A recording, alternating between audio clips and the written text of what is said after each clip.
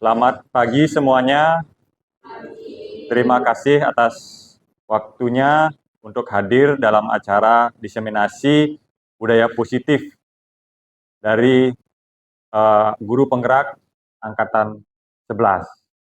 Yang terhormat Bapak Kepala Sekolah yang pada kesempatan ini diwakili oleh Bapak Waka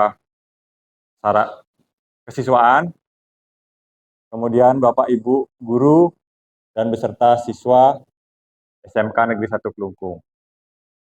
Sebelumnya, kami akan memperkenalkan diri. Saya sendiri, Ida Bagus Gede Agung Raditya Eka Putra, kemudian rekan saya. Kenalkan, nama saya Jo Istri Eka Andaya. Kemudian.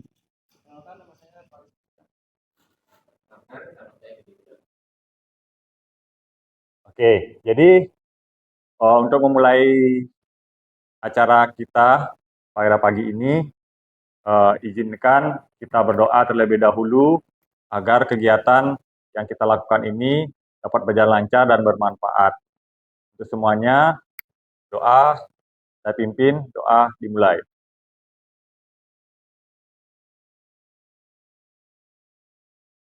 Selesai. Pada kesempatan ini saya meminta sambutan dari Bapak Kepala Sekolah yang pada kesempatan ini diwakili oleh Bapak Waka Kesiswaan untuk membuka kegiatan ini. Untuk Bapak, kami persilakan. Baik, terima kasih. Om Swastiastu. Assalamualaikum warahmatullahi wabarakatuh.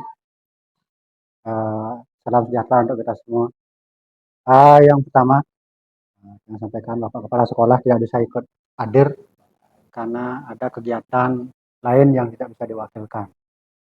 Untuk itu, yang selaku wakil siswaan menggantikan atau mewakili di dalam kegiatan hari ini. Nah, untuk kegiatan ini merupakan kegiatan yang dilakukan oleh Bapak Ibu teman kita selaku CGP, mana kegiatan ini merupakan kegiatan aksi nyata atau diseminasi budaya positif. Nah, berkenaan dengan judul itu, mudah-mudahan harapan kami dan juga sekolah, apa yang menjadi topik bukan sebatas hanya dilakukan hari ini, tetapi ini bisa berlanjut ke depan dalam artian memberikan dampak-dampak yang positif kepada secara khusus pada teman-teman kita dan secara umum untuk sekolah kita. Sehingga untuk ke depan tetap bisa menjadi ujung tombak bagi guru-guru penggerak, baik yang sedang jalan sekarang, yang akan datang maupun yang sudah menjadi guru penggerak. Nah, mudah-mudahan dengan aksi-aksi nyata atau dampak budaya positif yang diberikan oleh para guru penggerak bisa memberikan dampak yang lebih kepada sekolah kita, yang pada akhirnya bisa memajukan sekolah kita ke yang lebih baik. Nah, mungkin itu saja yang perlu saya sampaikan.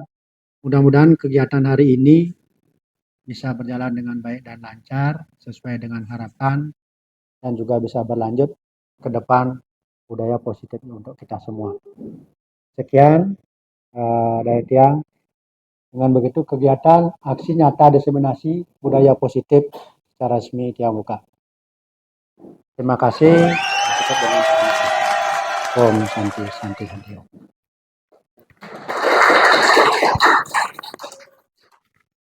Terima kasih Bapak Waka Kesiswaan telah membuka kegiatan aksi nyata diseminasi budaya positif.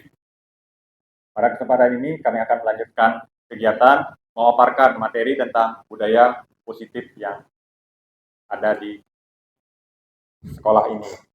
Jadi untuk pemapar pertama yaitu saya serahkan waktu kepada Bu John. Dipersilakan.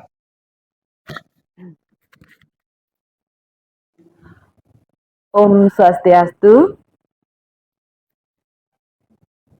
Terima kasih kepada teman-teman semua dan juga terima kasih saya ucapkan kepada Bapak Waka yang sudah bisa mendampingi di acara diseminasi kali ini. Dan saya juga ucapkan terima kasih kepada anak-anak yang mau mendampingi Ibu pada acara diseminasi kali ini. Nah, Yang akan Ibu jelaskan sekarang ini adalah tentang budaya positif. Silakan dulu senyum selama 30 detik.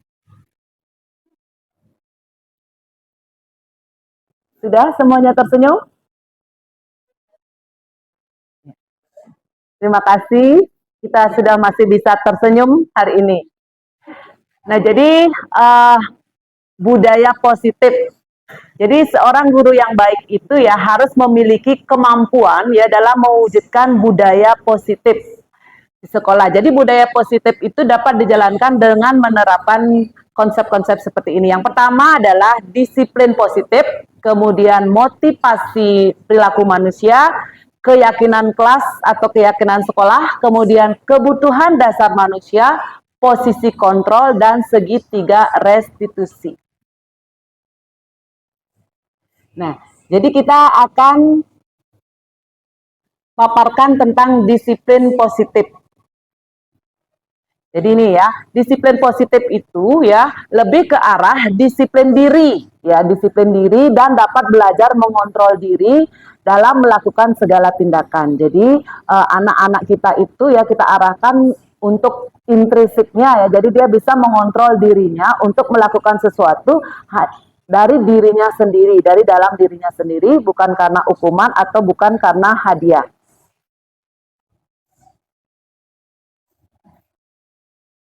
Jadi disiplin positif ini ya dapat membuat murid kita memahami dan menyadari berdasarkan motivasi internalnya atau keyakinan dirinya, bukan dari orang lain. Jadi bukan karena dia takut dengan hukuman atau dia mendapatkan hadiah, pujian. Jadi dia melakukan disiplin diri itu dari dirinya sendiri. Jadi itu motivasi intrinsiknya.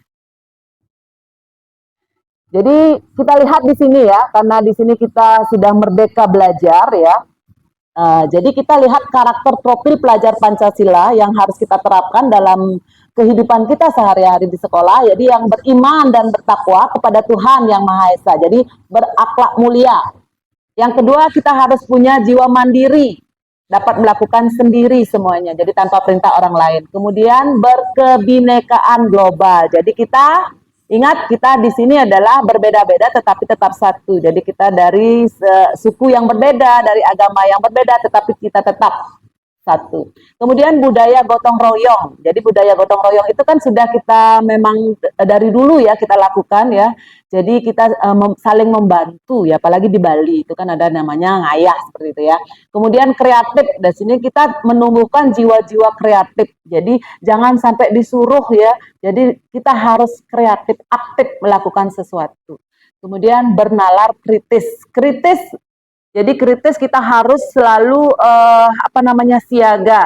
Artinya kita selalu bisa ya melakukan sesuatu, merubah diri untuk hal-hal yang lebih positif. Itu bernalar kritis. Kemudian kita lanjutkan tentang motivasi perilaku manusia. Jadi setiap manusia ya di dunia ini punya yang namanya motivasi. Motivasi itu artinya apa yang ada yang karena kenapa kita melakukannya. Jadi kita memotivasi diri. Artinya motivasi itu apa sih? Kenapa kita melakukan itu? Jadi itu adalah motivasi perilaku manusia. Jadi kita mengenal 3 motivasi perilaku manusia. Yang pertama adalah menghindari ketidaknyamanan atau hukuman. Jadi di sini ya, misalnya kita melakukan sesuatu itu karena takut dihukum, atau takut ditegur, atau takut sanksi. Itu yang pertama. Kemudian yang kedua, untuk mendapatkan imbalan atau penghargaan dari orang lain. Jadi kita motivasi kita melakukan sesuatu ini karena kita mau dipuji, ibu itu hebat, misalnya seperti itu, atau diberikan hadiah, atau diberikan reward atau hadiah dan lain sebagainya, yang membuat kita itu melakukan itu karena ini penghargaan, jadi bukan dari diri sendiri. Dan yang ketiga, ini adalah menjadi orang yang mereka inginkan dan menghargai diri sendiri dengan nilai-nilai yang mereka percaya. Jadi kita melakukan sesuatu itu karena keyakinan diri kita. Jadi kita percaya bahwa itu adalah sesuatu yang memang harus kita lakukan. Jadi kita yakin dengan itu adalah benar.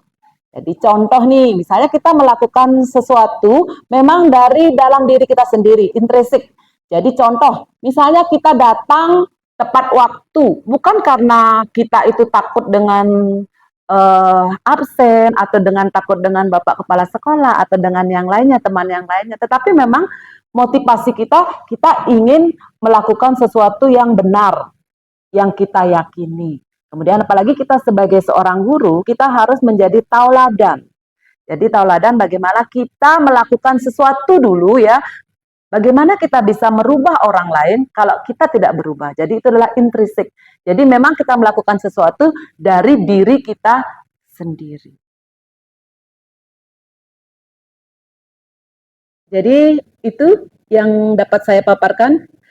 Kita lanjutkan kepada teman kami yang akan menjelaskan tentang keyakinan kelas atau keyakinan sekolah.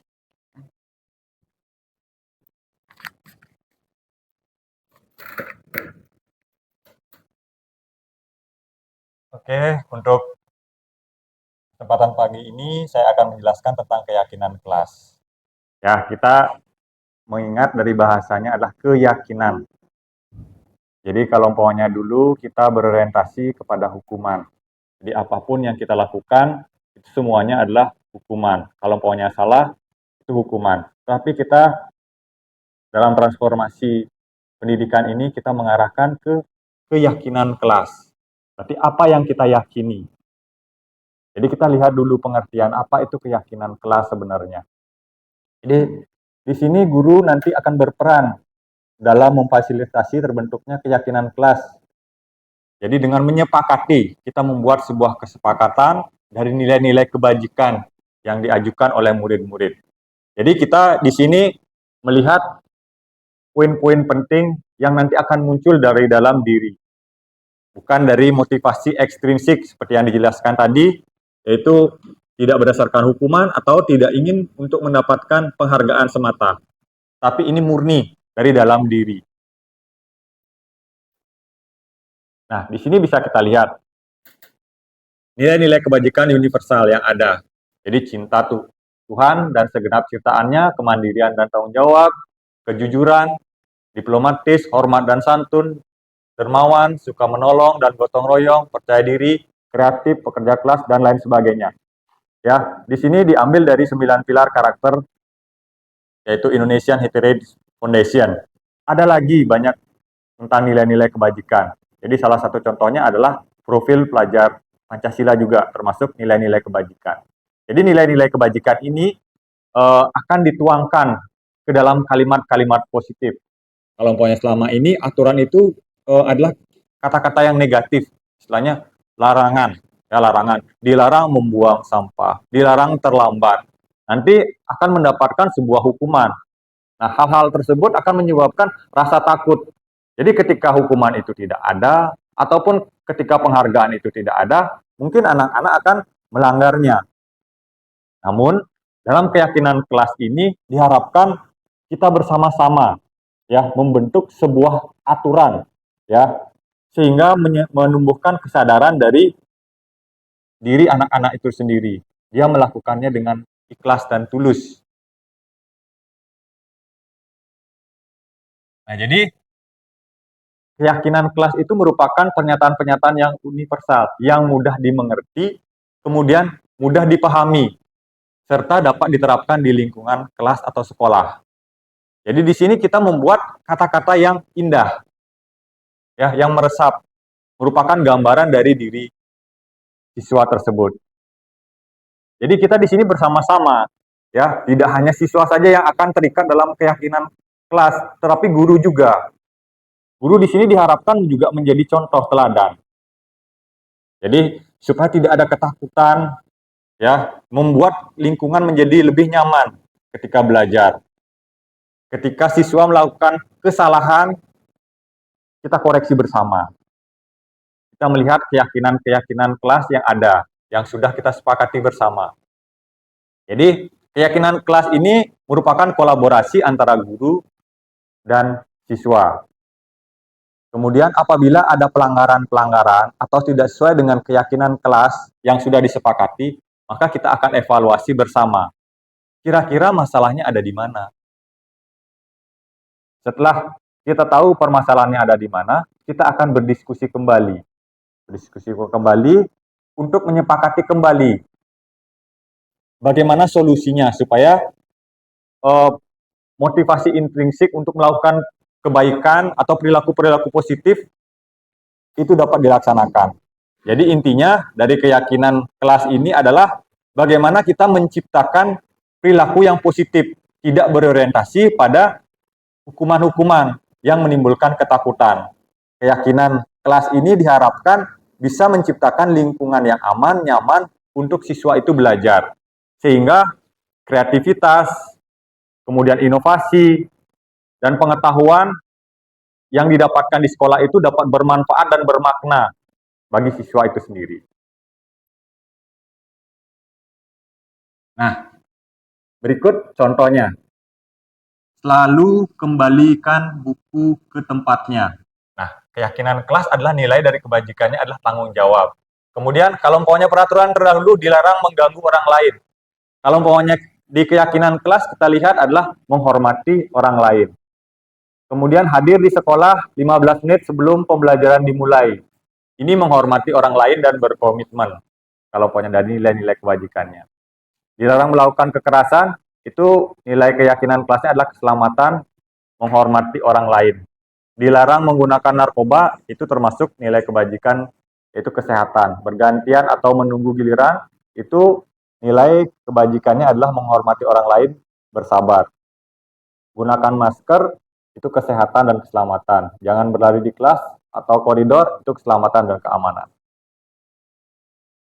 Ya, jadi di sini kita bisa lihat bahwa dari peraturan yang dengan kalimat yang negatif akan menimbulkan ketakutan, kita rubah menjadi keyakinan kelas. Ini hanya contoh saja. Namun kita bisa rubah kata-kata tersebut menjadi kata-kata yang menginspirasi.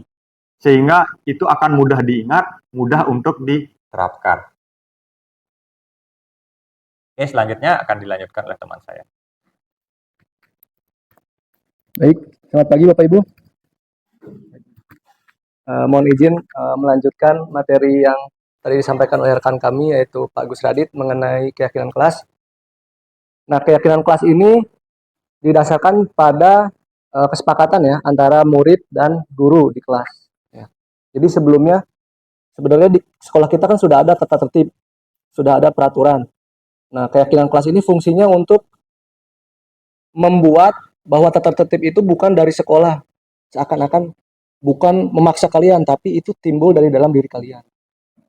Jadi sebisa mungkin kata-kata keyakinan kelas itu diusulkan dari murid-murid. Jadi kita hanya memfasilitasi seperti itu.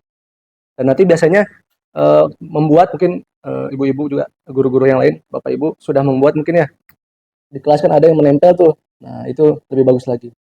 Ini bukan berarti kita membeli ya, kan ada di Tokopedia sekarang keyakinan kelas. Nah, dibeli di situ enggak, tapi kita bikin kreativitas mungkin masing-masing kelas seperti itu. Baik, mohon izin saya akan melanjutkan mengenai kebutuhan dasar manusia. Mungkin Bapak Ibu boleh saya minta sedikit ice breaking ya, boleh berdiri Bapak Ibu. mohon maaf Bapak Ibu. Boleh saling berpasangan kiri kanan, boleh berpasangan. Oh ya, nggak ada pasangannya. Boleh bertiga nggak apa-apa. Nah, salah satunya yang di sebelah kanan ya, sebelah kanan. Silakan untuk mengepakkan tangan, Bapak Ibu. Mengepakkan tangan. Nah, yang di sebelah kiri, yang sebelah kirinya silakan membujuk supaya temannya bisa melepaskan kepalan tangan. Boleh membujuk dengan cara apapun. Silahkan Bapak Ibu. Ayo, saya beri waktu 1 menit ya. Yang berhasil dapat reward nanti dari Buco. Silakan Bapak Ibu berhadapan. Tolong dibujuk gimana caranya biar bisa biar bisa dibuka kepalan tangannya. Bisa? Bisa? Ayo. Oke, lagi beberapa detik. Ada yang berhasil membuka? Berhasil. Yang berhasil harus kasih kecil. Oh iya ya. Baik baik. Oh, ini menarik ya, ada yang belas ya. Boleh tepuk tangan Bapak Ibu ya. Baik, silakan duduk kembali, Pak. Nah, ini tertarik saya. Boleh nanti ini ada yang berhasil soalnya, yang lain gagal saya lihat. Ada yang berhasil di depan? Oh, dipaksa. Boleh merefleksi mungkin, Pak. Tadi siapa yang bersedia dari game tadi apa yang bisa Bapak Ibu dapat terkait dengan materi yang sudah disampaikan sebelumnya mengenai motivasi dan kenapa Bapak Ibu bisa melepaskan kepalan tangannya padahal itu kan udah dikepal sekuat mungkin terus bisa dibujuk terus lepas. Bagaimana, ada yang bisa? Oh boleh Bu, sampaikan. Silakan. Baik, terima kasih. Kalau tadi kan saya sudah mengepalkan tangan saya dengan sangat kuat, tapi karena menerima beberapa bujukan, mau dikasih A, dikasih B, ya sudah saya lepaskan. Ya, sepertinya bukan dari kalau seperti itu rasanya bukan dari dalam diri saya sendiri ingin melepaskan, tapi karena dari bujukan ibunya begitu. Luar biasa ya. Terima kasih Bu. Nah, jadi katanya bukan dari dalam diri tapi karena dipaksa. Nah, itu berarti motivasi yang keberapa tadi yang Bu Cok sampaikan ya? Yang kedua masih. Sebenarnya yang bagus itu jadi ilusi yang didapat itu seakan-akan kita bisa mengontrol orang lain padahal tidak. Tapi kita yang bisa mengontrol diri kita sendiri seperti itu. Mungkin itu ya pengantarnya. Nah, kedepannya ini singkat-singkat saja, poin-poin saja. Boleh dilanjut, Pak? Nah, ini ya. Ketika seorang murid melakukan suatu perbuatan yang bertentangan dengan nilai-nilai kebajikan atau melanggar peraturan, hal itu sebenarnya dikarenakan mereka gagal memenuhi kebutuhan dasar mereka sendiri gitu ya. Ketika melanggar itu sebenarnya mereka gagal memenuhi kebutuhan mereka sendiri gitu. Bukan orang luarnya yang gagal, bukan sekolahnya yang gagal, bukan, tapi diri mereka sendiri. Nah, lalu apa saja sebenarnya yang kebutuhan dasar mereka itu gitu kan ya. Di modul itu disampaikan minimal ada 5 di sini ya disampaikan. Kebutuhan dasar manusia itu yang pertama yaitu kebutuhan bertahan hidup ya. Mungkin kita tahu bertahan hidup kan ada primer, sekunder, tersier ya. Terkait dengan kehidupan kita. Terus yang kedua adalah kebutuhan kasih sayang dan rasa diterima. Yang ketiga kebutuhan penguasaan. Yang keempat yaitu kebutuhan kebebasan ya. Dan terakhir kebutuhan akan kesenangan. Nah, ini adalah kebutuhan-kebutuhan yang ada dalam setiap diri manusia. Boleh lanjut? Nah, ini ada contoh kasus ya, ini Bu Uci ya. Tapi Bu, sayangnya Bu Ucinya nggak datang. Ya, ganti Bu Witami. Misalnya, Bu Witami, guru wali kelas 11 FKK, sedang bingung menghadapi ulah salah satu murid di kelasnya, yaitu Tommy. Beberapa anak telah mengeluhkan Tommy yang seringkali meminta bekal makan siang mereka dengan paksa. Jadi si Tommy suka ngambil makanan temennya. Jika Anda mengatasi sesuatu seperti itu, apa yang Anda lakukan? Menurut Anda kira-kira apa alasan Tommy melakukan hal itu? Nah, ini singkat saja. Kalau alasannya yang pertama, misalnya Tommy merebut makanannya karena lapar, dan orang tuanya tidak membawakannya bekal makan siang, maka berarti kebutuhan apa yang kira-kira kurang dari Tommy itu kebutuhan bertahan hidup ya. Terus yang kedua, boleh dibantu mungkin Bu Karla? Silakan Bu. Kira-kira boleh bahas. Ya, jadi kan ada dua alasan sebenarnya. Yang pertama itu kalau memang si Tommy itu orangnya tidak punya, berarti kebutuhan yang kurang itu adalah kebutuhan bertahan hidup. Kemudian ada juga anak yang biasanya dia itu iseng. Iseng, jadi dia itu berarti kebutuhan dasar yang kurang adalah haus akan kasih sayang menurut saya. Terima kasih Bapak. Ya boleh tepuk tangan buat Bu Karla ya. Ya itu ya secara umum, jadi kita harus tahu dulu alasannya ya intinya. Kalau dia iseng tadi ya, karena dia tidak punya perhatian dengan dia ngambil bekalnya Tommy, dia diperhatikan oleh guru. Nah ada juga anak seperti itu kan ya. Jadi kita berusaha mungkin untuk memenuhi kebutuhan akan perhatiannya itu. Yang ketiga ada lagi kebutuhan akan kebebasan misalnya. Karena Tommy itu bosen makanannya itu-itu aja gitu. Nah, jadi terus lihat bekal temannya yang bervariasi, nah dia pengen bekal temannya. Berarti itu kebutuhan akan kebebasan. Nah, yang kelima ada lagi kebutuhan ini ya. Karena dia seneng dengan merebut itu jadi suasana kelas jadi heboh gitu. Nah, karena dia pengen have fun ya, kebutuhan akan kesenangan. Yang terakhir ya itu ya. Jadi ada 5 kebutuhan yang harus kita identifikasi terlebih dahulu. Mungkin itu. Terakhir ini posisi kontrol, singkat saja yang tadi disampaikan terkait simulasi ya.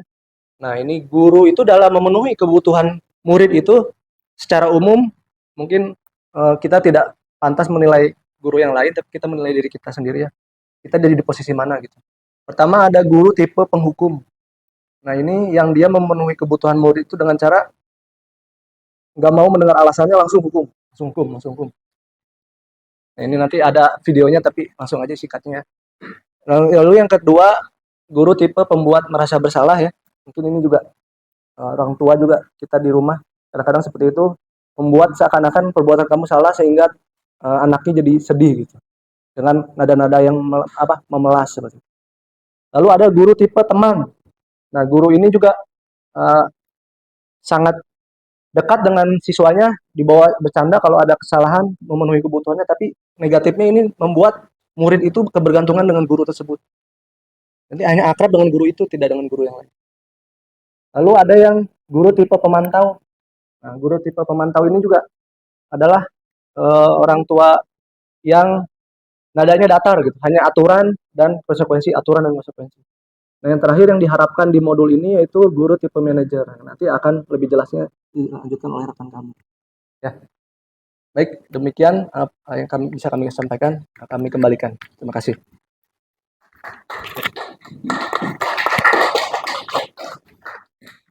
Baik, mohon izin. Selamat pagi Bapak Ibu sekalian dan anak-anak sekalian. Jadi pada pagi hari ini, mohon izin Pak Kepala Sekolah, atau dalam hal ini diwakili oleh Pak Wakil Siswaan. Jadi pada kesempatan yang baik ini, saya akan melanjutkan presentasi saya mengenai segitiga restitusi. Bapak Ibu sekalian, sebenarnya penerapan budaya positif di sekolah itu sebenarnya beragam. Nah, salah satunya yang terakhir itu adalah segitiga restitusi. Nah, pertanyaannya sekarang, segitiga restitusi itu apa? Kalau menilik dari presentasi di awal, penerapan segitiga restitusi ini sebenarnya ditujukan kepada adik-adik, kepada murid, kepada siswa yang mengalami masalah dalam proses pembelajaran. Nah, menurut seorang ahli pendidikan dari Kanada, dia membeberkan ada 3 tahapan dalam proses penanganan murid bermasalah itu. Apa itu? Yang pertama adalah melakukan menstabilkan identitas anak. Yang kedua adalah validasi tindakan yang salah. Dan yang ketiga adalah menanyakan keyakinan. Nah, tadi telah disampaikan, dijelaskan panjang lebar tentang 5 posisi kontrol seorang guru. Jadi Bapak Ibu, kami harapkan selain menerapkan 5 posisi kontrol tadi, Bapak Ibu juga harus memahami 3 atau segitiga restitusi ini. Nah, jikalau misalkan ada masalah pada murid, kita tidak boleh langsung memberikan penghukuman atau menjudge bahwa dia itu salah. Tetapi yang paling penting yang harus kita lakukan adalah, yang paling dasar itu adalah menstabilkan identitasnya dulu. Caranya bagaimana? Caranya adalah menggali, ya kan, menetralkan emosinya. Setelah itu baru kita akan tanyakan seperti ini. Berdasarkan prinsip bahwa membuat kesalahan adalah bagian dari proses pembelajaran. Jadi saya yakin setiap orang pasti pernah melakukan kesalahan. Entah itu besar ataupun kecil. Nah, kemudian yang kedua, berperan menggeser identitas murid dari identitas gagal ke identitas yang sukses. Saya yakin anakku sekalian juga mengalami hal itu. Jadi bagaimana kita bisa merubah itu dari gagal menjadi sukses? Berikutnya adalah jangan mengkritik murid yang sedang mengalami identitas gagal. Jadi Bapak Ibu, kami harapkan kalau misalkan kita melihat kondisi anak yang katakanlah mengalami kegagalan atau keterpurukan, posisi kita adalah jangan mengkritik. Tapi bagaimana kita memberikan motivasi bahwa setiap orang pasti pernah berbuat salah. Kemudian berikutnya, ajukan beberapa pertanyaan. Yang pertama, membuat kesalahan adalah sesuatu yang wajar. Yang kedua adalah manusia tidak ada yang sempurna. Dan yang ketiga adalah kita bisa memperbaiki masalah ini secara bersama-sama. Yang keempat, saya tidak menanyakan kesalahannya. Jadi ini penekanannya kepada Bapak Ibu sekalian, termasuk saya dalam hal ini. Bagaimana kita fokus untuk memperbaiki kesalahan ini, mencari solusi bersama dari permasalahan yang dihadapi. Jadi bukan menjudge, kamu salah dan lain sebagainya. Kemudian yang terakhir adalah, apakah saat ini kamu tengah menjadi orang yang baik untuk diri kamu sendiri? Nah, pertanyaan-pertanyaan itu harus kita berikan kepada anak-anak di saat mereka mengalami permasalahan dalam proses pembelajaran. Next. Kemudian yang kedua, langkah tahapan yang kedua adalah validasi tindakan yang salah. Validasi ini artinya, ini loh kesalahan kamu. Yang di depan di slide kami tayangkan, berdasarkan prinsip bahwa setiap perilaku berupaya memenuhi suatu kebutuhan tertentu. Tadi sudah disampaikan, jadi ada 5 kebutuhan dasar manusia yang harus dipenuhi. Nah, posisi yang kedua ini, kita akan mencoba menggali posisi mana, kebutuhan dasar mana yang belum terpenuhi. Nah, itu tugas kita, Bapak Ibu guru sekalian, untuk memahami itu. Kemudian yang kedua, guru akan bergeser dari pemikiran stimulus respon menuju ke proaktif.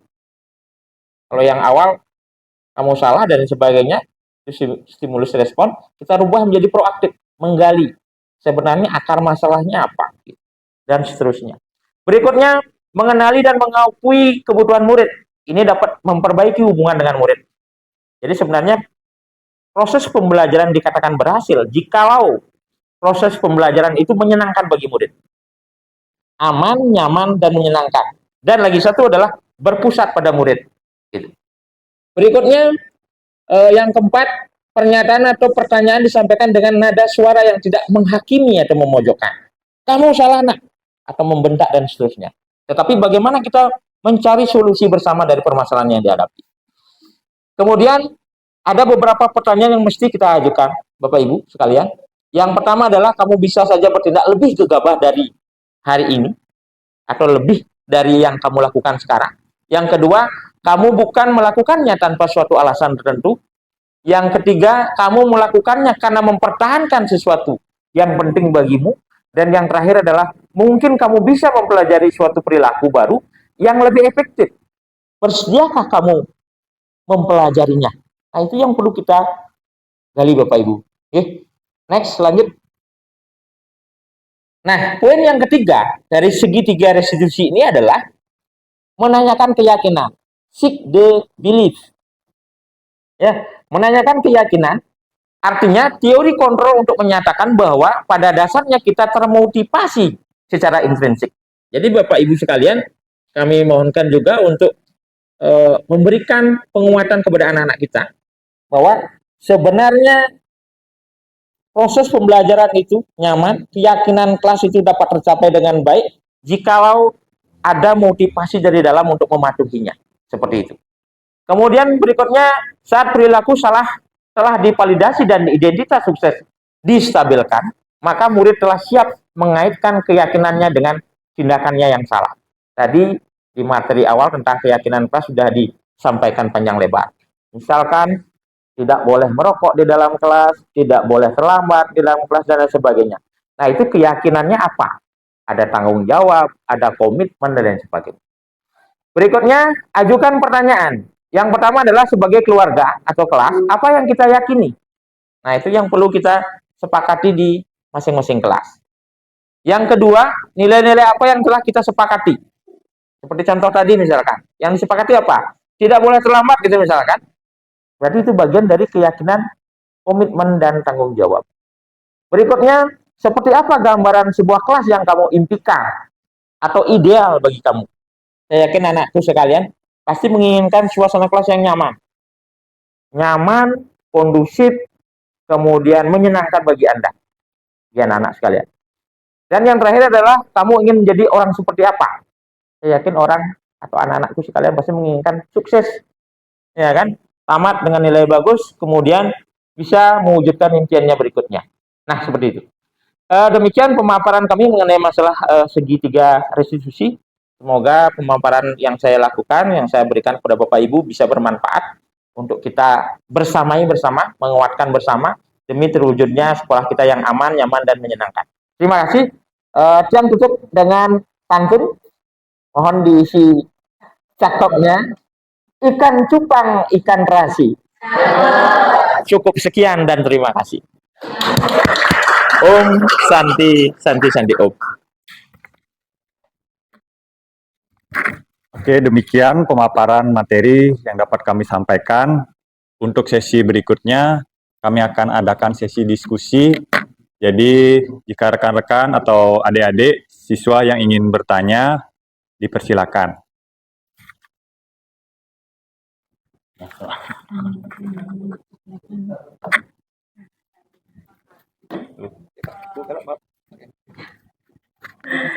Baik, terima kasih. Saya memiliki pertanyaan yang pertama untuk Bapak Gus Radit. Jadi yang pertama itu tentang keyakinan kelas. Saya tertarik tentang keyakinan kelas. Jadi bagaimana caranya Bapak membuat keyakinan kelas agar pelaksanaan keyakinan kelas itu bisa konsisten dan dilaksanakan sepenuh hati oleh anggota kelas. Kemudian yang kedua, apa saja tantangan. Jadi dalam membuat keyakinan kelas itu pasti ada tantangan-tantangan yang Bapak hadapi. Apa saja tantangan yang mungkin Bapak hadapi dalam menerapkan keyakinan kelas tersebut di kelas dan bagaimana cara Bapak untuk mengatasinya. Itu yang pertama. Kemudian saya juga tertarik dengan materi yang dibawakan oleh Bu Co. Jadi di sana ada materi disiplin positif ya. Jadi di mana disiplin positif itu dikatakan tadi dapat membuat murid lebih memahami dan menyadari berdasarkan motivasi dari internal seperti itu. Bagaimana trik yang sudah Ibu lakukan baik di kelas atau di sekolah untuk menumbuhkan budaya disiplin positif pada diri siswa? Karena pada umumnya yang saya tahu selama ini disiplin itu identik dengan penghargaan dan hukuman. Tetapi di sini bagaimana cara menumbuhkan disiplin agar dari kesadaran diri baik dari siswa ataupun dari guru sendiri itu. Kemudian yang ketiga untuk Bapak Faris biar apa satu-satu biar adil. Saya tertarik dengan kebutuhan dasar manusia itu kan ada 5. Nah, di sini pertanyaan saya, siswa kita itu kan ada banyak, Bapak. Jadi bagaimana Bapak itu sebagai seorang guru di kelas atau sebagai orang tua siswa, baik Bapak nanti menjadi wali misalnya, bagaimana caranya Bapak memenuhi kebutuhan dasar dari siswa-siswa Bapak tersebut. Nah, seperti itu. Kemudian yang terakhir ke Bapak restitusi. Jadi dalam penerapan segitiga restitusi itu, jadi kan ada banyak triknya, Bapak nih. Bagaimana Bapak tahu bahwa restitusi yang Bapak lakukan ke siswa itu sudah berhasil? Dalam artian siswa itu tidak balik lagi ke habitnya lagi. Jadi takutnya pada saat kita restitusi dia sudah oke, tetapi dalam berjalannya waktu dia balik lagi seperti itu. Terima kasih banyak.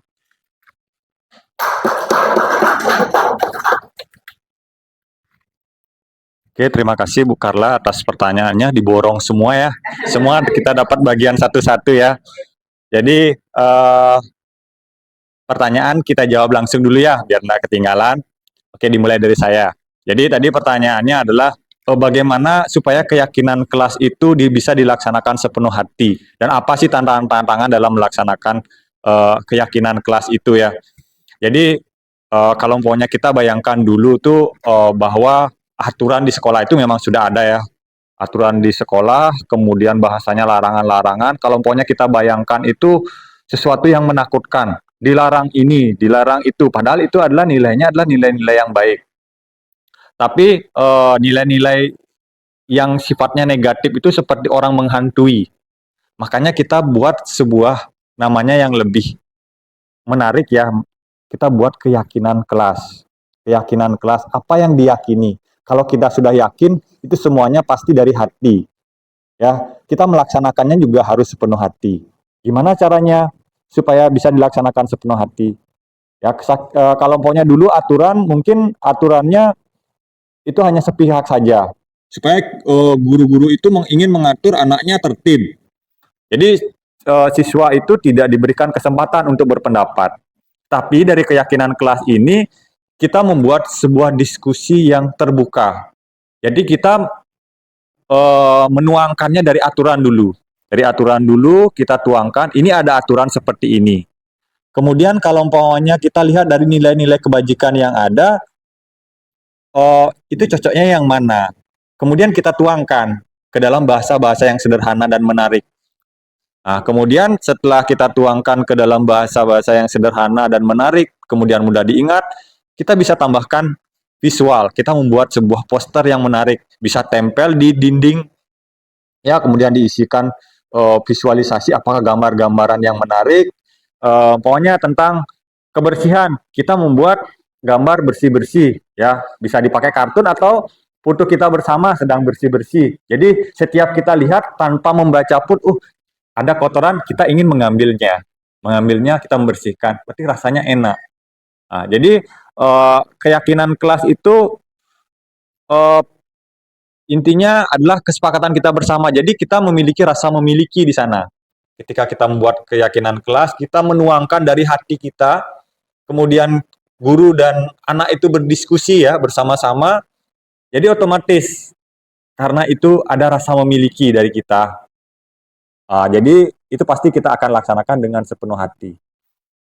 Tantangan-tantangan yang mungkin dihadapi nanti adalah perbedaan pendapat. Ya, ketika kita mengajukan beberapa masukan-masukan sudah pasti karena jumlah siswa yang banyak di kelas pasti ada perbedaan pendapat. Ya, perbedaan pendapat. Bagaimana kita mengakomodirnya?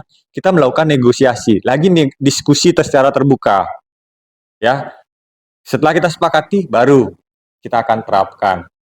Nah, setelah itu, setelah kita terapkan, seiring berjalannya waktu, kita juga memberikan umpan balik atau refleksi terhadap pelaksanaan keyakinan kelas itu. Nah, jadi pelaksanaan keyakinan kelas itu apabila ada yang memang kurang pas, ya, jadi kita lakukan evaluasi secara berkala. Kalau umpamanya ada yang tidak pas, kita diskusikan lagi kembali. Nah, kemudian yang tidak kalah pentingnya dalam penerapan keyakinan kelas itu adalah sebuah komitmen. Ya, komitmen. Kalau umpamanya kita sudah berkomitmen untuk melaksanakannya, kita harus konsisten melakukannya. Dia tidak anget-anget ayam nih. Kita udah sepakati bersama, kemudian lagi kena pengaruh dari luar, kita berubah lagi. Kita jangan kembali lagi sebagai guru, kita jangan kembali lagi ke aturan lama. Kita menghukum.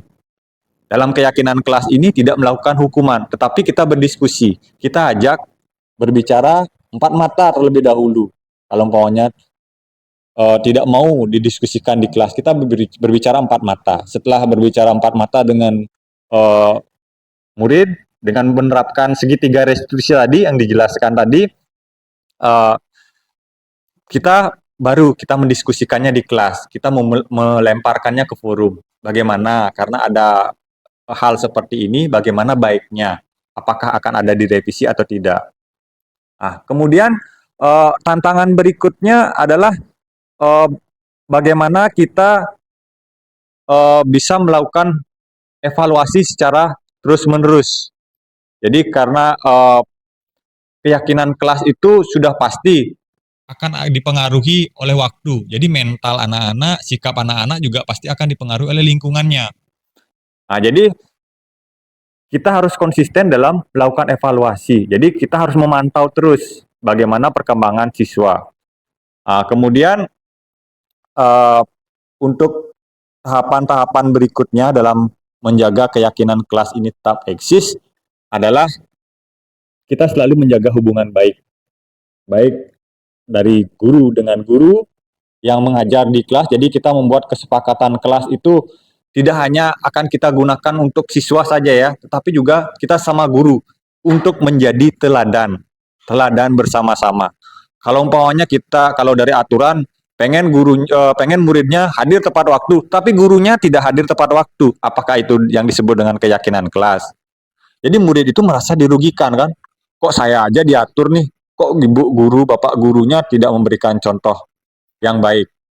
Nah, jadi seperti itu yang bisa saya paparkan mengenai bagaimana kita bisa melaksanakan keyakinan kelas dengan sepenuh hati, kemudian untuk mengatasi tantangan-tantangan yang ada agar keyakinan kelas itu tetap bisa kita laksanakan dan kita bisa menciptakan lingkungan belajar yang nyaman, aman, dan menyenangkan bagi siswa sehingga bisa menumbuhkan kreativitas, inovasi dari siswa tersebut dan dapat tumbuh sesuai dengan potensi yang anak-anak miliki. Terima kasih. Bagaimana Bu Carla?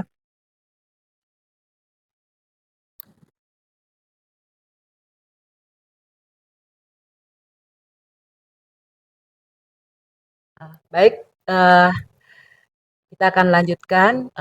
Pertama-tama saya mengucapkan terima kasih dari Bu Carla atas pertanyaannya. Pertanyaannya tentang tentang disiplin positif yang saya bawakan tadi. Jadi pertanyaannya, bagaimana caranya saya ya sebagai seorang guru menyentuh intrinsik dari siswa saya untuk melaksanakan disiplin positif. Dan juga bagaimana caranya mempengaruhi atau menyentuh juga kawan-kawan atau teman-teman kita sesama guru untuk melakukan disiplin positif. Nah, yang saya lakukan ya, jadi itu adalah mulai dari diri. Ya, itu mulai dari diri. Artinya kita mengawali sesuatu itu adalah kita harus mulai dari diri kita sendiri dulu. Apa yang harus kita lakukan?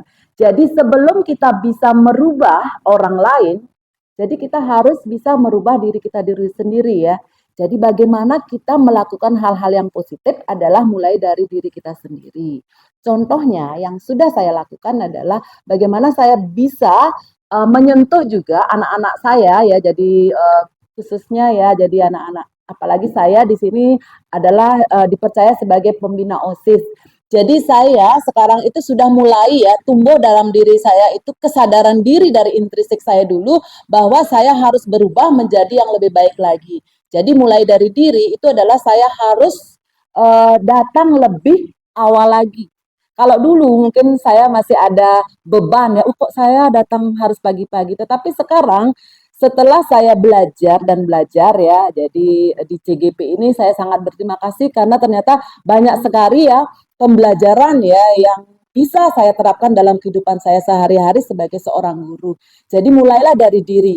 Jadi mulai dari diri saya akan bangun lebih awal, kemudian saya akan datang tepat waktu ya. Jadi minimal lah sebelum gerbang ditutup karena saya pembina OSIS, kemudian saya juga berusaha ya menyentuh anak-anak saya ya, jadi untuk turun ke lapangan untuk ikut pembiasaan.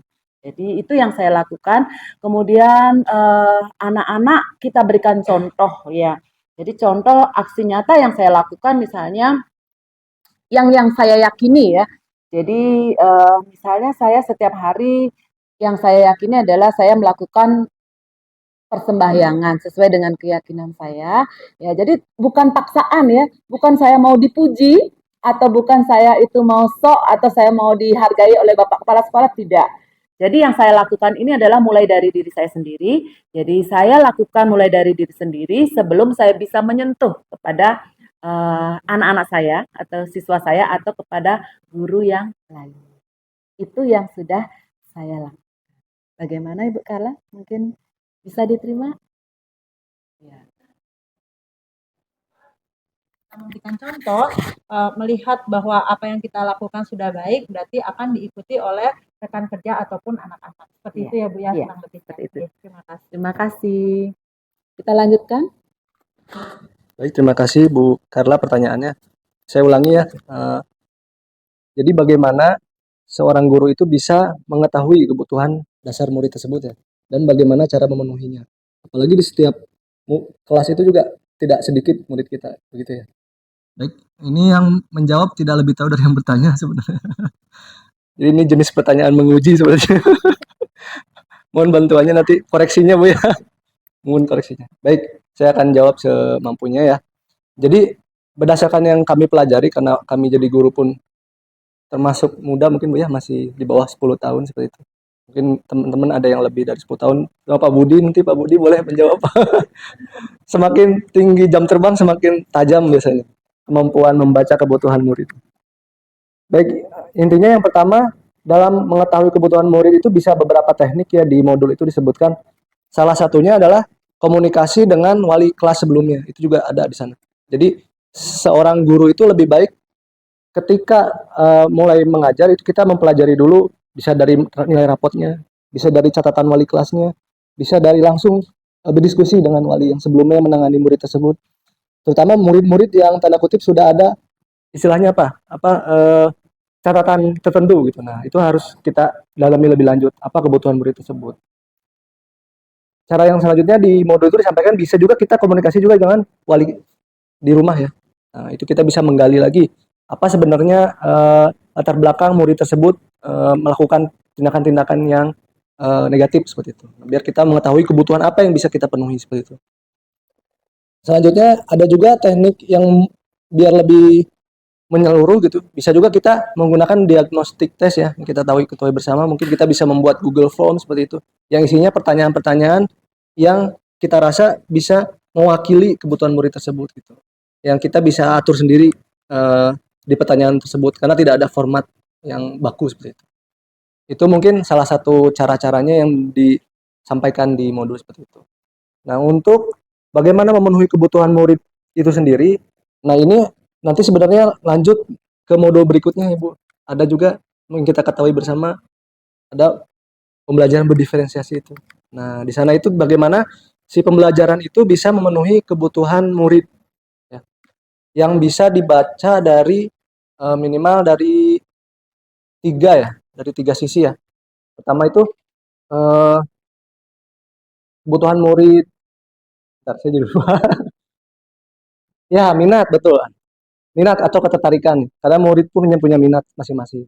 Terus ada juga berdasarkan dari kesiapan belajar murid tersebut, kesiapan belajarnya, sejauh mana pemahamannya seperti itu. Yang terakhir berdasarkan profil belajar. Nah, profil belajar.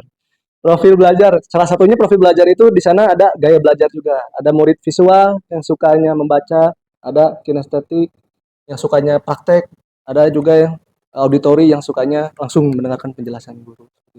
Dan lain sebagainya karena banyak sekali ya teknik-teknik seperti itu. Itu mungkin dari saya yang bisa saya sampaikan. Ada tambahan mungkin boleh Bu Karla sendiri?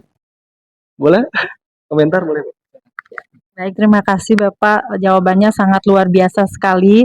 Di sini sebenarnya saya bertanya itu bukan menguji karena saya tidak tahu Bapak dan ini adalah permasalahan yang mungkin saya alami dan yang mungkin Bapak Ibu juga alami seperti itu. Jadi dari jawaban tadi mungkin nanti akan saya terapkan di kelas. Berarti sebelumnya mengajar kita harus melakukan asesmen diagnostik terlebih dahulu agar kita tahu bagaimana karakter siswa yang akan kita ajar seperti itu. Jadi kita di sana akan terlihat bahwa apa saja yang diperlukan oleh siswa kita, kemudian bagaimana caranya memenuhinya, yaitu salah satunya dengan pembelajaran berdiferensiasi. Mungkin seperti itu. Terima kasih, Bapak.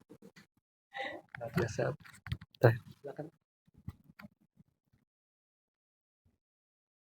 Baik, terima kasih. Yang pertama, Bu Karla, terima kasih atas pertanyaannya dan rekan-rekan sekalian dan anak-anakku sekalian. Jadi pertanyaannya adalah tentang segitiga restitusi yang saya paparkan tadi. Strategi apa yang digunakan dan indikator keberhasilannya seperti apa? Ini ya, Bu. Ya. Jadi sebenarnya strateginya ini merujuk kepada style guru masing-masing. Jadi kalau pakemnya ya seperti itu segitiga restitusi. Yang pertama adalah menstabilkan identitas, kemudian validasi tindakan yang salah, dan yang terakhir adalah menanyakan keyakinan yang sudah dilanggar seperti itu. Nah, menurut hemat saya pribadi, itu ada beberapa strategi yang mesti kita harus lakukan sebagai seorang guru di sekolah. Yang pertama adalah kita akan melakukan komunikasi yang intens dengan semua stakeholder di lingkungan sekolah. Siapa itu? Rekan sejawat, kepala sekolah, staf manajemen, termasuk murid di dalamnya. Kita libatkan dalam penanganan atau penerapan tahapan segitiga restitusi ini. Kemudian yang kedua adalah memotivasi anak-anak sekalian bahwa keyakinan kelas itu harus dipatuhi secara bersama-sama. Karena yang namanya keyakinan kelas itu kan kesepakatan. Kesepakatan yang harus kita patuhi bersama-sama. Karena bagian dari komitmen dan tanggung jawab kita sebagai seorang warga sekolah. Kemudian yang ketiga adalah memberikan contoh. Bapak Ibu sekalian, kami dalam hal ini mengajak Bapak Ibu sekalian untuk kita bersama-sama memberikan contoh teladan kepada anak-anak sekalian. Bahwa perilaku yang melanggar keyakinan kelas itu, keyakinan sekolah itu adalah perbuatan yang tidak baik dan perlu kita tinggalkan. Untuk apa? Untuk menuju ke proses pembelajaran yang aman, nyaman, dan menyenangkan. Nah, kemudian next saya lanjutkan. Indikasi keberhasilannya apa? Jadi seperti ini Bapak Ibu. Saya yakin di dalam proses pembelajaran yang kita lalui pasti ada masalah atau tantangan. Pasti itu. Entah itu dalam proses pembelajaran siswa terlambat datang ke sekolah, kemudian murid tertidur di dalam kelas pada saat proses pembelajaran berlangsung, kemudian murid melakukan bully terhadap murid yang lainnya, dan seterusnya dan seterusnya. Nah, tugas kita apa? Tugas kita sebagai guru adalah memberikan masukan, bimbingan kepada anak-anak yang bermasalah tadi. Akar masalahnya apa? Nah, setelah kita tahu akar masalahnya apa, baru kita ambil solusinya secara bersama-sama dengan murid yang bersangkutan. Dengan apa? Dengan keyakinan kelas yang sudah kita sepakati di awal. Contoh misalnya, kalau terlambat misalkan datang ke sekolah, keyakinan kelas yang dilanggar apa? Terus solusinya apa? Misalnya, solusinya kita anjurkan kepada anak-anak untuk bangun lebih pagi datang ke sekolah. Ya kan? Kemudian menyetel alarm misalkan, supaya tidak terlambat datang ke sekolah, dan lain sebagainya. Banyak strategi pembelajaran yang bisa kita terapkan untuk mewujudkan segitiga restitusi ini berhasil. Nah, seperti itu kurang lebih Ibu Carla. Terima kasih atas sarannya. Yang lain mungkin ada Bapak Ibu? Cukup ya? Cukup untuk segitiga restitusi saya cukupkan. Terima kasih. Yang kembalikan kepada rekan saya. Oke, terima kasih. Mungkin ada rekan-rekan yang ingin bertanya kembali.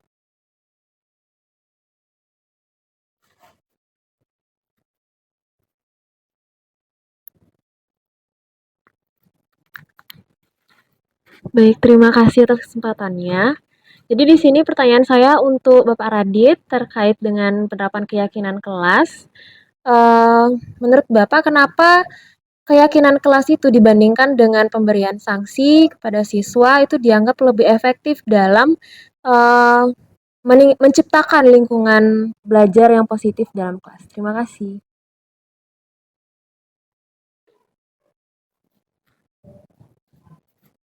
Oke, terima kasih Karisma atas pertanyaannya. Ada pertanyaan yang lain lagi?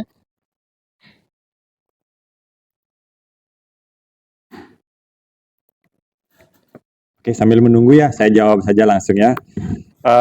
Jadi kenapa keyakinan kelas itu lebih baik ya, lebih efektif dibandingkan dengan pemberian hukuman ya. Di sini bisa kita bayangkan hukuman ketika kita masuk ke sebuah kuburan atau tempat yang seram nih ya, yang dikelilingi oleh hukuman-hukuman. Jadi kalau umpamanya orang yang sudah meninggal itu pasti ada karma yang berjalan ya. Kemudian di sana ada ketakutan-ketakutan. Kemudian kita bayangkan ketika kita masuk ke sebuah kebun bunga yang indah. Kita anggap itu sebagai keyakinan kelas karena itu muncul dari dalam diri. Ya, jadi bisa dibayangkan ketika siswa masuk ke dalam ruangan yang menyeramkan, itu ada ketakutan-ketakutan. Ya, ketika kita berada di ruangan atau suasana yang menakutkan, otomatis siswa itu akan merasa terkekang. Jadi inspirasi itu tidak akan muncul. Namun ketika kita berada di lingkungan yang indah, menyenangkan, dan itu berasal dari dalam diri mereka sendiri dan sudah disepakati bersama, maka itu akan menumbuhkan rasa memiliki untuk melakukan apa yang sudah diyakini tersebut. Kemudian keyakinan kelas itu merupakan sebuah gambaran dari diri. Jadi sebuah gambaran dari diri yang berada di lingkungan tersebut. Pokoknya kalau kita merupakan keyakinan kelas, itu skupnya kan dalam kelas saja. Kemudian kalau ini bisa kita kembangkan menjadi keyakinan sekolah. kita sepakati untuk seluruh warga sekolah. Jadi alangkah menyenangkannya kita masuk ke lingkungan yang menyenangkan, ceria. Jadi semuanya kita sepakati hubungan antara siswa dengan siswa, siswa dengan guru, guru dengan guru, itu terjalin dengan baik, yang tertuang dalam sebuah keyakinan sekolah. Itu rasanya kita pengen hadir terus di sekolah, melaksanakan tugas dengan baik, tanpa harus takut melakukan kesalahan. Jadi kalau selama ini bahwa kalau kita salah pasti dihukum. Tetapi kalau maunya nanti kita salah, itu sesuatu yang wajar. Kita akan diskusikan bersama. Kira-kira kesalahan apa, kekeliruan apa yang kita lakukan, dan bagaimana solusinya. Nah, itu yang bisa saya berikan sedikit penjelasan tentang gambaran bagaimana keyakinan kelas itu dirasa lebih efektif dibandingkan dengan hukuman.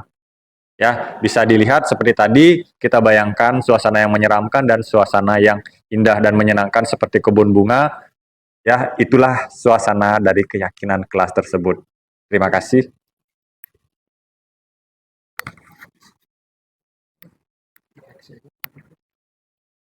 Oke, ada yang ingin bertanya kembali?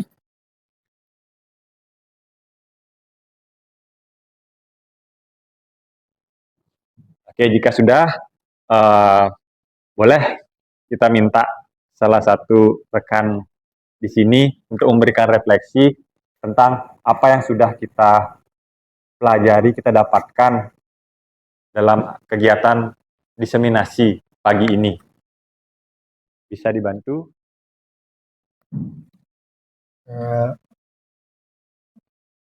Dengan apa yang tadi disampaikan, atau kegiatan hari ini memang sudah sangat cukup baik. Dari penyajian-penyajian 10 keempat CGP sudah memberikan berbagai jenis contoh dalam kehidupan, dalam kegiatan pembelajaran khususnya, sehingga apa yang menjadi atau apa yang disampaikan tadi, baik itu berupa contoh atau pengalaman atau hal atau materi-materi yang diberikan tadi,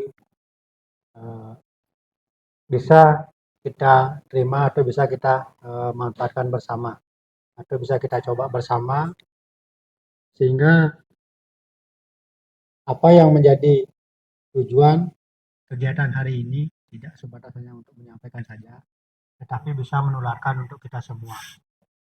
Nah, dengan apa yang disampaikan tadi, baik secara dari materi maupun dari pertanyaan-pertanyaan yang disampaikan oleh peserta, itu bisa nanti kita coba secara bersama-sama.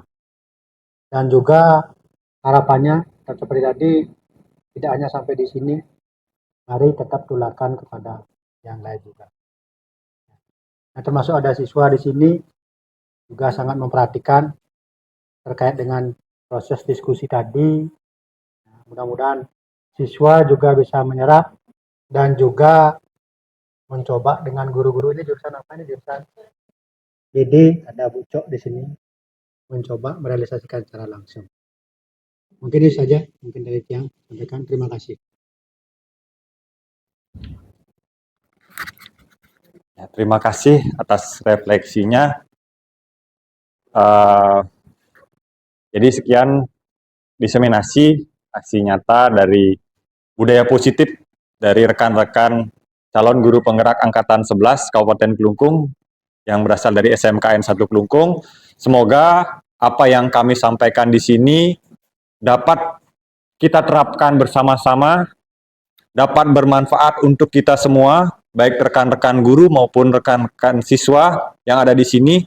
Mari kita bersama-sama untuk menciptakan budaya positif di sekolah ini, menciptakan sekolah yang menyenangkan, nyaman, aman untuk kita belajar.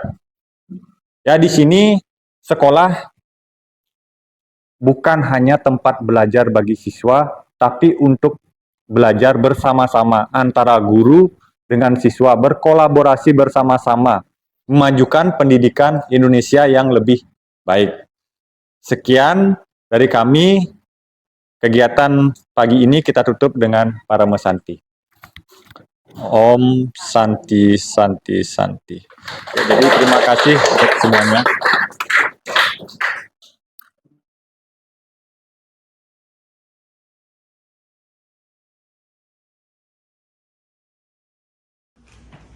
Ya baik, selamat pagi anak-anak semua. Pagi.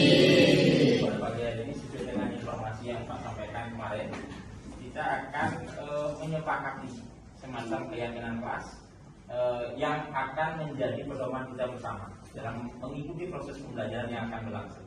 Oke, sepakat kira-kira? Baik anak-anak sekalian, sebelum kita mulai kegiatan ini, mari kita berdoa bersama sesuai dengan ajaran agama dan kepercayaan kita masing-masing. Silakan berdiri dulu.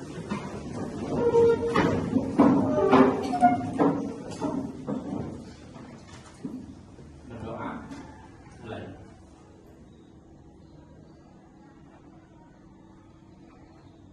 Berdoa selesai. Silakan dulu. Ada yang tidak hadir pada pagi hari ini? Izin sakit ya? Semoga lekas sembuh.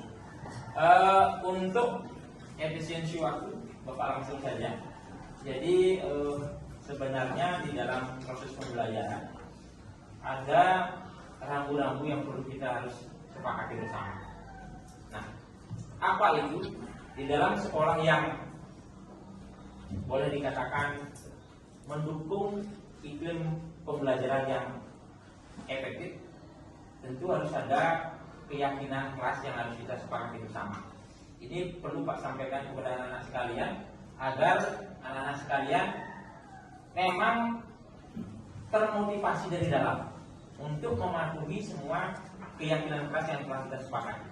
Oke? Nah, keyakinan kelas itu sama dengan budaya positif. Nah, budaya positif itu perlu kita harus kembangkan, perlu kita sepakati dari sekarang. Oke?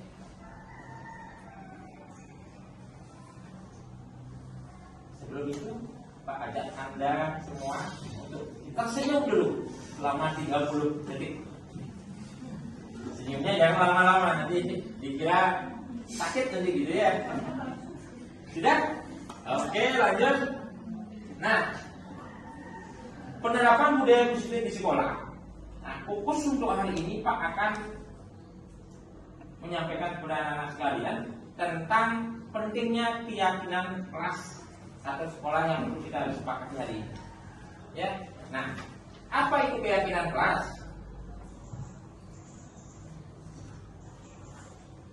Keyakinan kelas di dalamnya itu adalah tertanam nilai kebajikan universal. Nah, ini di depan sudah Pak tampilkan. Cinta Tuhan dan segenap ciptaannya. Kemudian kemandirian dan tanggung jawab, kejujuran, diplomatis, hormat dan santun, kemudian dermawan, suka menolong dan gotong royong, percaya diri, kreatif dan pekerja keras, kepemimpinan dan keadilan, baik dan rendah hati, toleransi, kedamaian dan kesatuan. Nah, nilai-nilai kebajikan universal ini yang harus ada di dalam keyakinan kelas ini, yang harus tumbuh dalam diri anak-anak sekalian. Ya, untuk apa? Untuk tercapainya pendidikan yang kita harapkan bersama. Jadi pendidikan pembelajaran yang berpusat pada anak didik sehingga anak didik menjadi aman, nyaman dalam proses pembelajaran. Oke. Nah, lanjut. Keyakinan kelas itu berbentuk pernyataan-pernyataan universal yang mudah dimengerti dan dipahami serta dapat diterapkan di lingkungan kelas atau sekolah. Nah, jadi kalau misalkan seperti itu, keyakinan kelas itu apa? Kan itu pertanyaannya sekarang. Keyakinan kelas adalah nilai-nilai atau prinsip yang disepakati bersama oleh guru, oleh saya, dan oleh murid untuk menciptakan suasana kelas yang positif dan mendukung. Ini lebih berfokus pada aspek-aspek yang membentuk karakter, etika, dan budaya kelas. Nah, ini yang dimaksud dengan keyakinan kelas. Nah, kemudian Pak, kita kan sudah punya tata tertib, kan begitu. Nah, lalu apa bedanya antara tata tertib dengan keyakinan kelas yang akan kita sepakati sebentar lagi? Nah, di depan Pak sudah menampilkan. Kalau tata tertib itu lebih bersifat aturan, yang harus diikuti. Sementara keyakinan kelas adalah nilai-nilai yang dijunjung tinggi dan diinternalisasi oleh seluruh anggota kelas. Itu yang pertama. Kemudian yang kedua apa? Yang kedua, tata tertib biasanya lebih spesifik, ya, dan operasional. Sedangkan kalau keyakinan kelas lebih bersifat umum dan prinsipil. Gitu. Dan yang terakhir, yang ketiga adalah tata tertib lebih fokus pada pengendalian perilaku, sedangkan keyakinan kelas lebih fokus pada pembangunan karakter dan budaya positif dalam kelas. Nah, ini sebenarnya perbedaannya. Nah, kemudian sekarang apa yang Anda harus lakukan untuk mewujudkan keyakinan kelas itu? Coba angkat tangan dulu. Siapa yang mau berbicara? Siapa yang mau usul?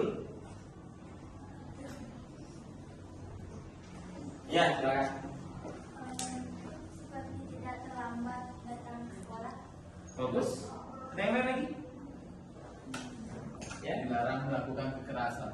Dilarang melakukan kekerasan. Bagus. Lagi?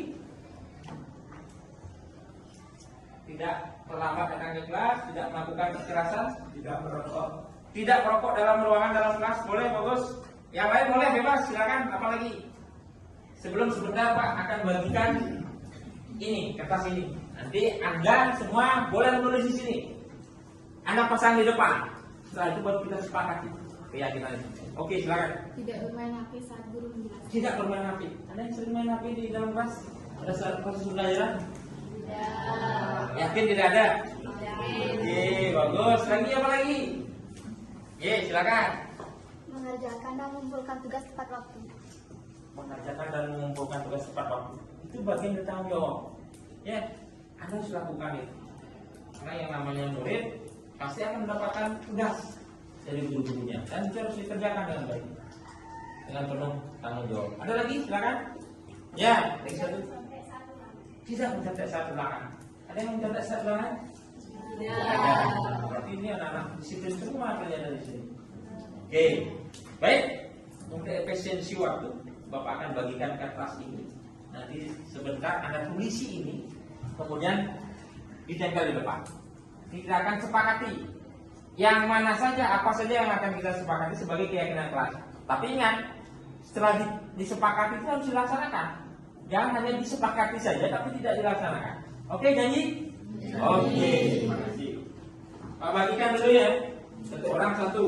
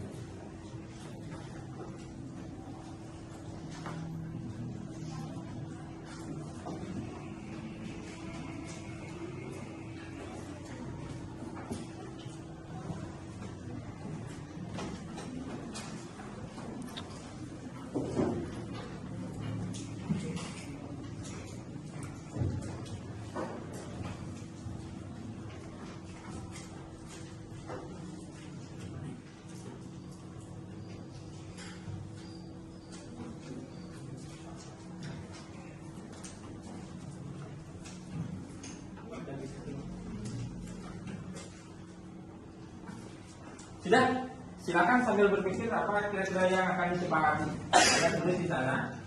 Setelah ditulis selesai, pasang tempel di depan. Nanti setelah itu baru kita diskusikan yang mana saja akan disepakati sebagai keyakinan kelas. Oke?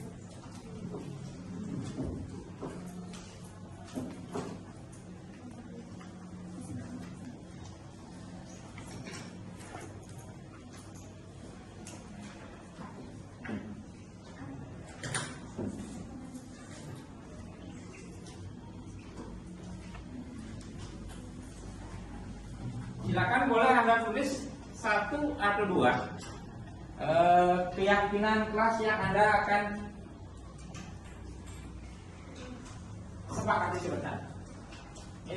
Misalkan tidak terlambat datang ke sekolah, boleh ditulis itu.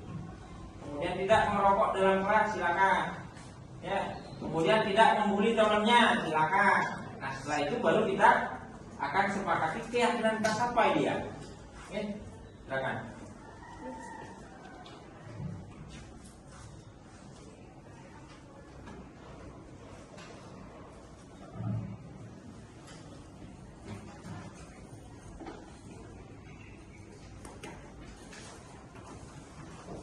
Kalau yang sudah boleh ditempel di depan. Ya, untuk baris ini silakan tempel di sini. Kemudian baris ini tempel di sebelahnya. Yang itu boleh di sini. Ya, di sisi kiri.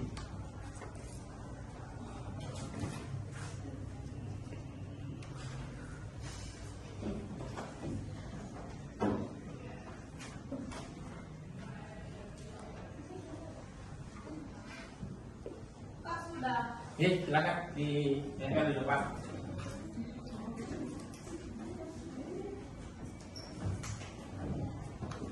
Di mana ditempel, Pak?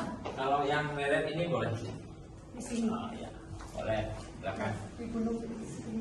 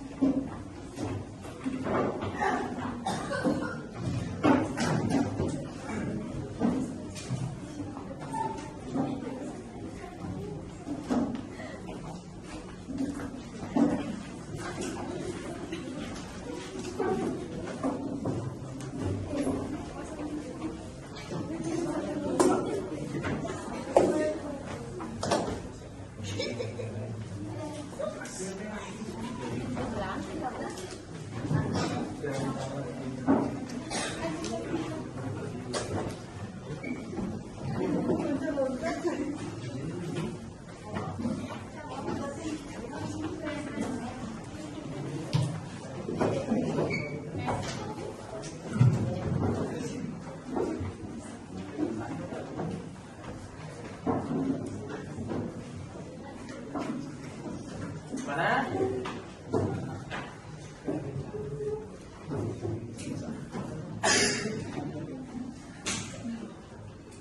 Mana sudah semua?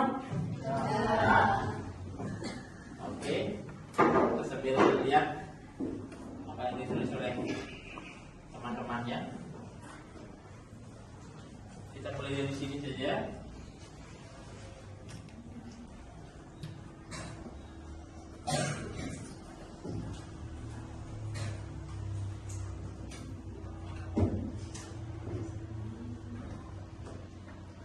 Mentaati peraturan kelas,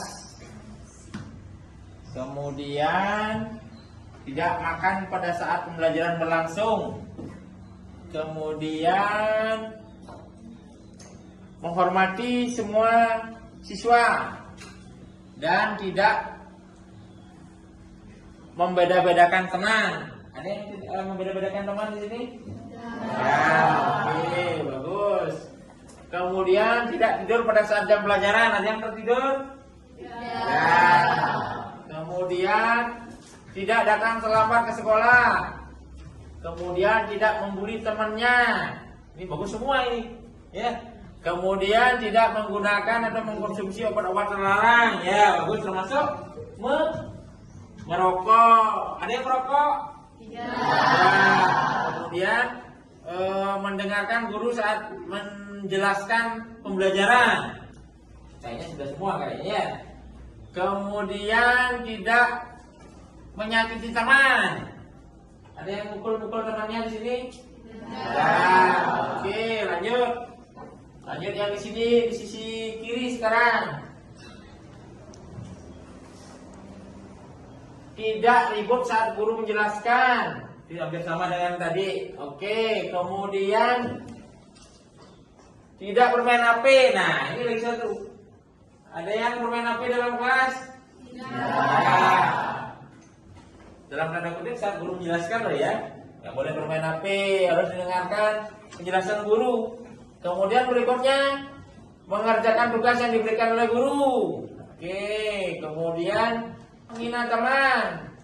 Kemudian apalagi? Nah, ini lagi satu bagus. Menggunakan pakaian yang rapi dan sesuai dengan hari. Kalau hari Senin pakai baju apa? Ya, seperti sekarang. Kemudian Selasa? Jurusan. Hari Rabu? Hari Kamis? Itu ditaati semua. Ya, ini bagian dari proses kedisiplinan dalam berpakaian. Oke. Nah, dari sekian ini kan termasuk kalimat negatif. Kalimat negatif yang sebentar lagi kita akan sepakati menjadi keyakinan kelas, menjadi kalimat positif. Oke. Pak rangkum sekarang dari apa yang anak sampaikan tadi. Oke, yang pertama tentang dilarang mengganggu orang lain atau tidak mengganggu teman yang lain. Dia masuk ke keyakinan kelas apa? Anda suka dihormati? Kalau suka dihormati berarti Anda harus menghormati orang lain dulu. Ya, saling menghormati, kemudian saling menghargai, ya kan? Siapapun boleh berpendapat, asalkan saling menghargai, ya. Kemudian berikutnya, nah ini tadi bilang ada tepat waktu. Ada tepat waktu, kalau kita sepakati keyakinan kelasnya masuk apa dia?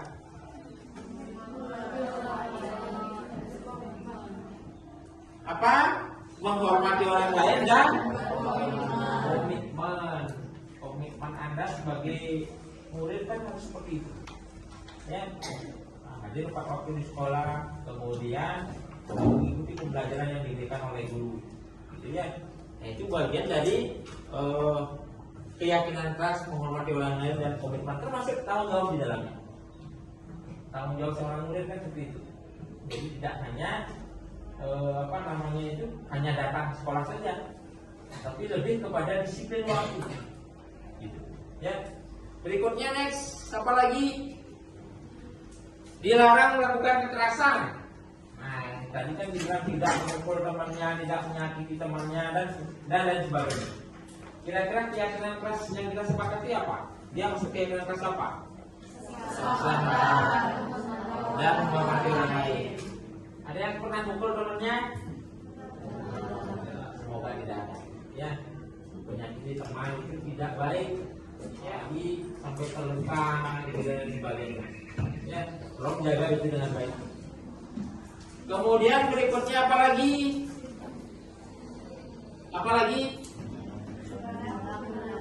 Menggunakan narkoba atau merokok dalam kelas. Ya, ini sama dengan obat-obatan terlarang. Anda tidak boleh mengkonsumsi itu. Ya, itu mempengaruhi kesehatan. Kalau keyakinan kelas masuk apa dia? Kesehatan. Merokok, bagi si perokok dia kan termasuk perokok aktif. Kemudian yang menghirup udara itu adalah termasuk perokok pasif. Sama-sama kena penyakit dia. Nah, maka dari itu pesan Bapak kepada anak semua, jangan sampai menjadi seorang perokok, gitu ya. Termasuk dari segi ekonomi juga. Dari segi ekonomi kan beli rokok lumayan itu mahal, plus ya kesehatan juga, ya, mempengaruhi kesehatan. Berikutnya apa lagi yang ditulis tadi? Kesehatan sudah, kemudian ribut dalam kelas, ya, ribut, bercanda dan sebagainya. Ini ada yang nulis gitu, tidak ribut dalam kelas dan proses pembelajaran. Nah, itu termasuk bagian dari keyakinan kelas apa? Saling menghormati orang lain, tanggung jawab, komitmen termasuk di dalamnya. Oke, nah itu beberapa keyakinan kelas yang perlu kita sepakati sekarang. Nah, perlu Pak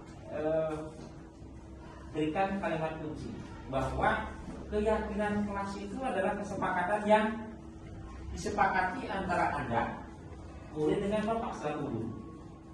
Nah, kalau sudah disepakati itu berarti ada motivasi dalam diri, faktor intrinsik yang mempengaruhi di sana.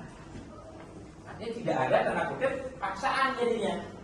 Oh ini loh keyakinan kelas yang sudah disepakati. Kalau sudah disepakati kan kemungkinan besar tidak dilanggar. Karena apa? Karena kita sudah sepakat. Ya kan? Kita sudah sepakat dalam diri. Ini kan yang ada tulis di depan itu kan termasuk usulan dari Anda. Pak ini Pak yang harus disepakati, ini Pak yang harus disepakati keyakinannya. Ini. Kalau sudah, ini adalah rangkumannya, berarti kesepakatan itu pertama kita buat, yang kedua kita laksanakan, dan yang ketiga apa? Kita evaluasi nanti, kita refleksikan. Kira-kira yang mana yang sudah kita jalankan kesepakatan ini. Dan harapan Bapak semuanya laksanakan, harus dipatuhi sebagai bagian dari kesepakatan kita. Oke? Sepakat untuk hal itu? Nah, selain itu kira-kira apa lagi yang perlu kita sepakati selain keyakinan kelas? Ada lagi? Kalau sudah, keyakinan kelas ini nanti akan kita tulis, nanti akan kita buatkan posternya, nanti anak tempel di kelas ini. Supaya apa? Supaya Anda ingat, ini loh kesepakatan kelas yang sudah disepakati.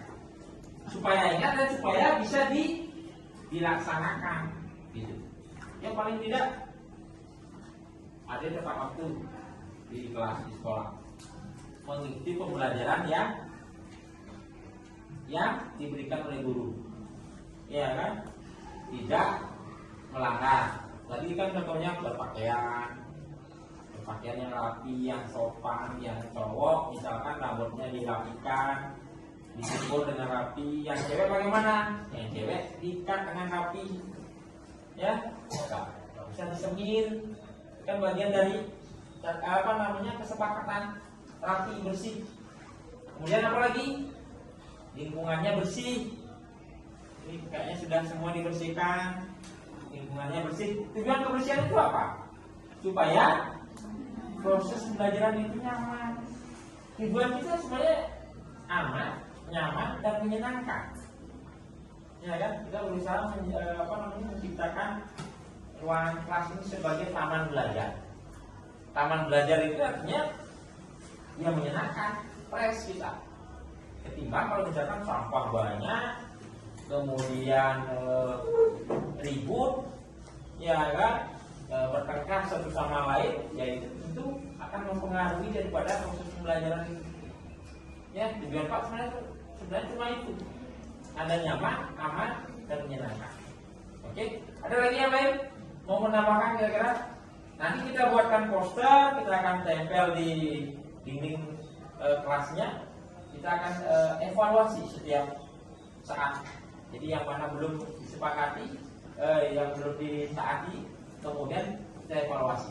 Supaya apa? Supaya ke depan kita lakukan perbaikan-perbaikan. Nah, seperti itu. Ada yang tanyakan? Sebelum Bapak akhiri? Iya, silakan. Nah Pak, jika ada yang melanggar peraturan atau keyakinan kelas, apakah ada sanksi untuk yang melanggar? Nah, bagus sekali. Kira-kira menurut Anda gimana? Pak, perlu sampaikan begini. Antara sanksi dengan konsekuensi itu beda. Kalau dia sanksi, itu lebih ke hukuman. Ya kan? Hukuman. Sedangkan kalau konsekuensi itu lebih kepada sebab dan akibat. Ya, contohnya kalau hukuman misalkan, Anda datang ke sekolah, terlambat. Kamu terlambat berapa menit? 30 menit Pak. Kamu keliling lapangan lari. Ya kan? Itu kategorinya apa? Siapa yang bisa jawab? Hukuman apa konsekuensi? Datang terlambat, disuruh lari keliling lapangan. Siapa yang pilih konsekuensi? Siapa yang pilih hukuman? Hukuman yang mana? Oke. Hukuman itu. Ya kan? Karena tidak berinisial dia. Kalau konsekuensi misalkan begini, dia datang terlambat, berarti nanti logikanya dia harus pulang belakangan dan teman yang lain. Konsekuensinya seperti itu. Kalau hukuman kan beda ya, dia datang terlambat, dia pilih lapangan. Tapi kalau konsekuensi dia datang terlambat, berarti dia pulangnya harus belakangan kalau dia lambat dibandingkan dengan teman yang lain seperti itu. Ada yang lain lagi bagus? Ada yang lain? Silakan. Siapa yang mau? Belum Pak, nanti kita sepakati kita bikinkan posternya. Oke, lagi satu sudah sebelum kita akhiri pertemuan ini.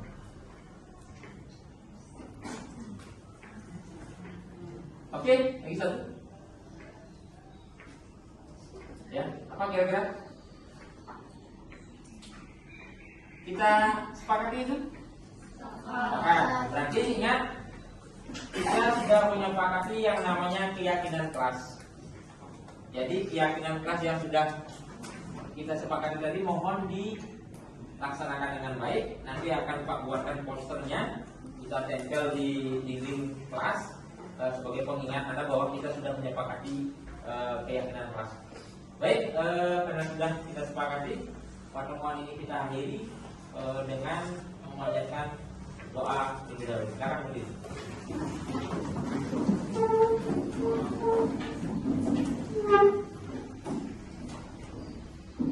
Berdoa, mulai. Berdoa selesai.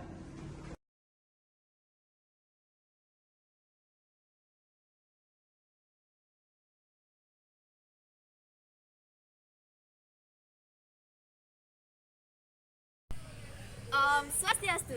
Halo semuanya, perkenalkan nama saya Misha Widiantari dari kelas 11 akuntansi. Perasaan saya mengikuti kegiatan keyakinan kelas sangat senang dan pentingnya keyakinan kelas yaitu agar siswa dapat disiplin dalam mengatur waktunya. Harapan saya, semoga siswa dapat mengikuti keyakinan kelas dan dapat menerapkannya dalam kehidupan sehari-hari. Sekian dari saya, terima kasih. Om Santi Santi Satya. Om Swastiastu. Halo semua, perkenalkan, saya Lomade Larasati Chandra Devi, akrab dipanggil Laras. Saya berasal dari kelas 11 akuntansi. Pada hari ini, saya akan memberikan perasaan dan kesan-pesan saya ketika mengikuti kesepakatan keyakinan kelas. Nah, pentingnya dan pesan yang dapat saya sampaikan yaitu kita sebagai seorang siswa harus melakukan atau menyepakati keyakinan kelas kita, karena pentingnya untuk kedisiplinan dan tanggung jawab kita sebagai seorang siswa. Harapan saya semua orang baik siswa maupun guru itu menerapkan keyakinan kelasnya masing-masing. Sekian dari saya, terima kasih. Om Santi Santi Santi Om. Swastiastu. Perkenalkan, nama saya Saputu Paraditya dari kelas 11 akuntansi. Nah, perasaan saya saat mengikuti meyakini kegiatan kesepakatan kelas adalah sangat senang.